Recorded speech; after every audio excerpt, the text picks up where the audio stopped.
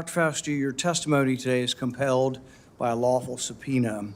As you know, it's a crime under 18 U.S.C. Section 1001 to knowingly make a material false statement to Congress, with a penalty up to 5 years of imprisonment. Understanding that you are under oath, the American people would like to understand your reasoning, your rationale for why you chose to fund the research in Wuhan. There have been, intelligence agencies, the CIA, the FBI, the DOE, have all come to the conclusion that more likely than not, the virus came from the lab in Wuhan. And so we'd like to know what was the rationale, what was the discussion, how, what went behind the decision to fund the research in Wuhan? How did you come to the conclusion that a totalitarian country would be capable of doing this in a VSL-2 lab, a lab that lacked the security? What was the reasoning, and are you sorry, basically, for making the decision? Would you, given another chance, say, well, gosh, circumstances now, as I know it, maybe it wasn't a wise thing. Can you explain to the committee why you chose to fund this dangerous research in China? On the advice of counsel, I respectfully decline to answer based upon my rights under the Fifth Amendment of the Constitution. In the red folder on your table is a copy of Section 192 of Title II of the U.S. Code. Your counsel has been provided a copy as well. That section makes it a crime for a witness appearing under subpoena to refuse to answer any questions pertinent to the question under inquiry. Do you have that in front of you? On the advice of counsel, I respectfully decline to answer based upon my rights under the Fifth Amendment of the Constitution. Let the record record that the witness has refused to answer whether there's a folder in front of him based on his Fifth Amendment right. It is true that you're appearing under direction of our subpoena to provide testimony on matters under consideration by the committee, including the origins of COVID-19, risky life sciences research, and your tenure as a federal government employee. Additionally, you've been provided a full and unconditional pardon dated January 19th, 2025, for any offenses against the United States which may have been committed or taken part from January 1st, 2014 through the date of the pardon for a 10-year period, arising from or in any manner related to your service as director of the National Institute for Allergy and Infectious Diseases, as a member of the White House Coronavirus Task Force, or the White House COVID-19 response team, or as chief medical advisor to the president. Have you refused this pardon, or do you have any reason to believe this full and unconditional pardon, this grant of immunity, would somehow require you to plead the Fifth Amendment? On the advice of counsel, I respectfully decline to answer based upon my rights under the Fifth Amendment of the Constitution. Based on the facts presented, I'm going to direct you to answer the questions. The committee has issued a valid subpoena. They've requested your presence here. The questions are very pertinent to your decision-making as head of NIAID, as well as a chief advisor to the president. Do you still refuse to answer the questions? On the advice of counsel, I respectfully decline to answer based upon my rights under the Fifth Amendment of the Constitution. Let's do the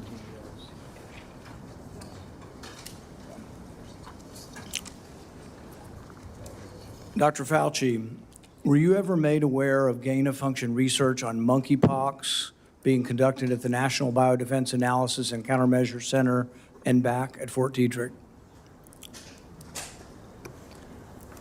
On the advice of counsel, I respectfully decline to answer based upon my rights under the Fifth Amendment of the Constitution. Dr. Fauci, did the CIA ever transfer funds to NIH under an interagency agreement? On the advice of counsel, I respectfully decline to answer based upon my rights under the Fifth Amendment of the Constitution.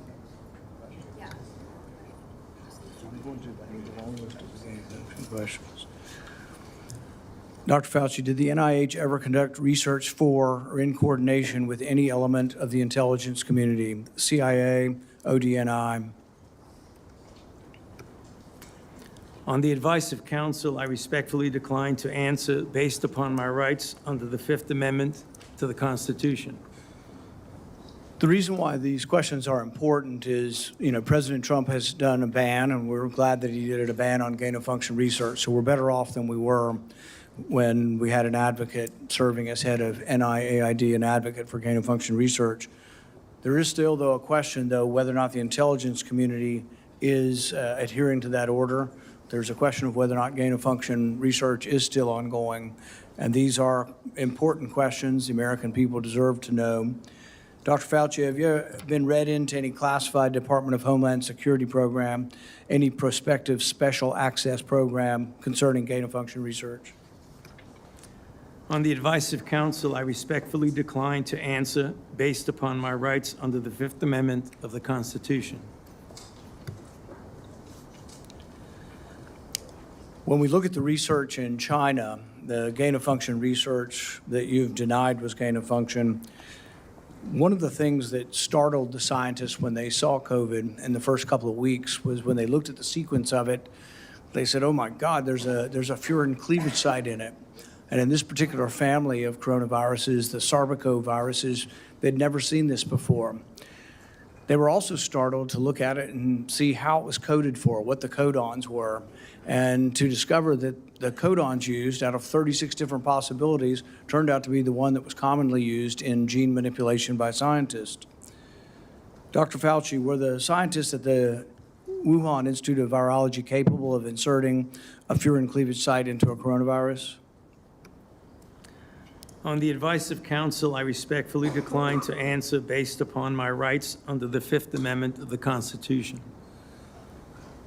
So one of the experiments that was pretty common was they would take the backbone of a SARS virus, and this would be a SARS virus that the backbone itself wasn't that dangerous, but then they would dig through guano, 300 feet underground, bat guano. They'd find other viruses, unknown viruses. They'd take the S protein off of an unknown virus and stick it on a backbone. And then they would infect mice that have humanized cells. And they were trying to discover if they could create a virus that infects humans. Now, many people would say, well, gosh, that doesn't sound like a really good idea to create viruses that don't exist in nature to see if they'll infect human cells. What if one escaped? What if you keep infecting this and do serial passage, you actually adapt the virus to be infectious to humans? So the question is whether or not, Dr. Fauci, the Wuhan Institute of Virology was combining an S protein with one virus with the backbone of others, and could this lead to a virus, maybe it wasn't even predicted, but could it lead to viruses that gained in function and then could lead to a pandemic? I respectfully decline to answer based upon my rights under the Fifth Amendment of the Constitution. One of the arguments that you and others have made against this virus coming from the lab is it couldn't have come from the viruses that have been published. And nobody's really arguing that. I think from the very beginning, people acknowledged that the viruses that have been published are too far evolutionarily distant from a virus that could have become COVID-19. But what has never been acknowledged by the side who tries to call the other side a conspiracy theory, which is really something you don't usually see in a scientific debate. This is the first time I've ever seen an article printed in Lancet by your friends who called this a conspiracy theory. These are the kind of things you see as a screed on a political, website. You don't really see this in science. But when they release this as being a conspiracy theory, we're wondering that when you do this, when you combine these viruses and are able to grow them in humanized cells, whether or not this kind of risky research, whether you call it gain of function or not, whether you use the definition of gain of function, whether this kind of research should have had more scrutiny. I think in your House testimony, you testified that you never traveled to China and that you were unaware that anybody at NIH ever examined the labs, that you trusted the Chinese scientists. I think you said that even recently, that with your discretion, you trusted the Chinese scientists. The problem is that even in our country, we trust our scientists. They're good American scientists, probably doing the right thing for America. But at the same time, we oversight to make sure it's not dangerous research, but we also investigate the lab. I believe Fort Detrick was one of our main labs was closed down in the last year or two because of research institute, a research incident that was dangerous with dangerous pathogens. And so the American people would want to know, how could you approve this dangerous research in China, say that you trusted the Chinese scientists, and then in the end, you had to admit that you'd never been there, and none of your inspectors had ever been there. Dr. Fauci, had any of the labs where this dangerous research was occurring, were any American lab oversight or lab investigators, did they ever appear in these labs to make sure that they were safe labs? On the advice of counsel, I respectfully decline to answer based upon my rights under the Fifth Amendment to the Constitution. So one of the main theories for those who have looked at this being created in the lab was the idea that could have come from a virus not previously published. Dr. Fauci, are you aware that Dr. Shi, who worked for the Wuhan Institute of Virology, was said to, and I think in her own words, to have over 100 viruses that had not been previously published that could have been a close enough relative to create COVID-19? Are you aware of that? On the advice of counsel, I respectfully decline to answer based upon my rights under the Fifth Amendment to the Constitution. Under your testimony previously, when you denied ever having funded gain of function in China, it was so adamant as to be striking, to leave no room for any interpretation of what is or isn't gain of function research. But there's another important question. Did you fund gain of function research in other biolabs around the world? The one research project that we do know you did fund is the one that Ron Fauci did. And it's important to talk about because this sort of was the beginning of the debate over gain of function. And this wasn't just me. I wasn't even aware of the debate 10 years ago. This was other scientists. Over 200 scientists at the Cambridge Working Group signed a protest because they didn't think you should fund the research, and they didn't think it should even be published because it was sort of a roadmap as to how to make a bioweapon. So what they did was the avian flu, and this is important. It may be the most important question we get to here today. The avian flu has about 50% mortality for humans. The good news, though, about animal viruses is they don't infect humans very well. It will infect humans, but doesn't go human to human very well. Ron Fauci, with the money that you provided to him, did an experiment where he caused purposeful mutations to create a new virus, an avian flu that didn't just infect birds well, but actually infected mammals well, went ferret to ferret in an aerosolized manner. People saw this and were aghast, at the decision-making process that you decided to fund this. But this is when, the debate came about, and you wrote in support of this in the Washington Post, and you said, even if a scientist is bitten, even if a pandemic should occur, the knowledge is worth the risks. Do you still stand by that? Would you like to qualify at all whether or not the knowledge of gain of function is worth the risks, particularly in this case, since we now know 15 million people died worldwide? Many people believe this came from the lab. Do you think that the risks really are worth the benefits for gain of function research? On the advice of counsel, I respectfully decline to answer based upon my rights under the Fifth Amendment to the Constitution. All right.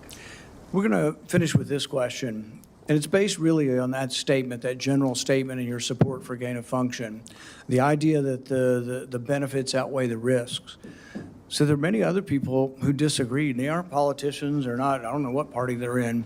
David Relman is probably one of the most esteemed, and he is a scientist at Stanford. He, I think, has classified clearance. He's been a consultant to our government probably for a decade or more. And he's written about this publicly. He says the opposite. He said that the risks of this research do not outweigh the benefits. He said the risks, we shouldn't do it. Richard E. Bright, who's been involved in this debate for 2 decades, says the same thing. Says we really shouldn't be doing this at all. There's a quote also by, the Kevin Esvelt quote, is that at the very end?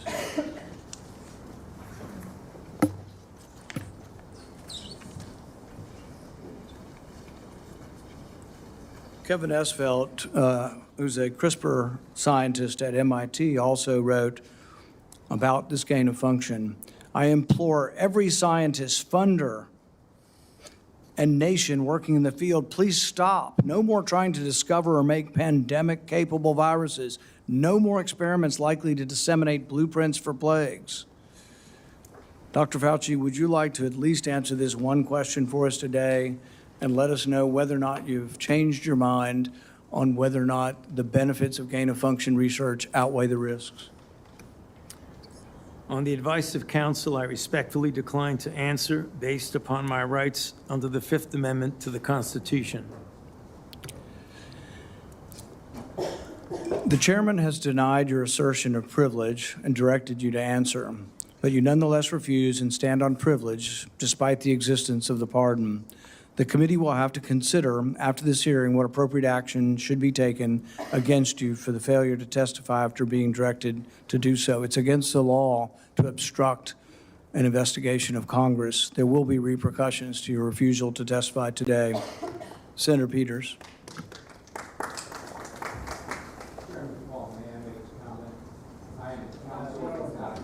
You're not recognized. You're not recognized. If you are unruly, you will be removed from the proceeding. You are not recognized, and you are not recognized, sir. Sir, you are not recognized. You are not recognized. Security, we'll hold off.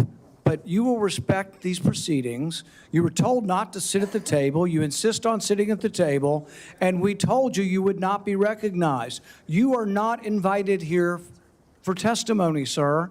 You are being disruptive. Would you behave this way in a courtroom? No, because the judge would put you in jail. I can't do that today, but I can have you escorted from the premises. So I would say, sir, sit quietly and don't say another word. I said, sit quietly, you are not recognized. Another word and you're gone.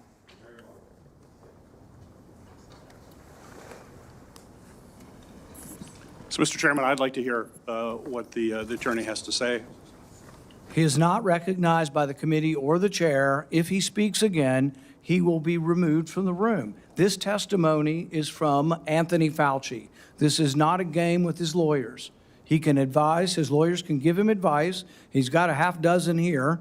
They're all allowed to talk to him. Yes. All right? Yeah. But the attorneys are not recognized. In fact, the attorney was told not to sit at the table, and he's not obeying that recommendation. There's a row behind you, sir. That's where you were told to sit, and you're not. And now you're disrupting the proceedings. And so, look, this is the way Anthony Fauci wants to be remembered, for a lawyer not listening to the rules. That's the way you want to be remembered, and that's what you're going to do. You are not recognized, sir. Security, please remove him from the room.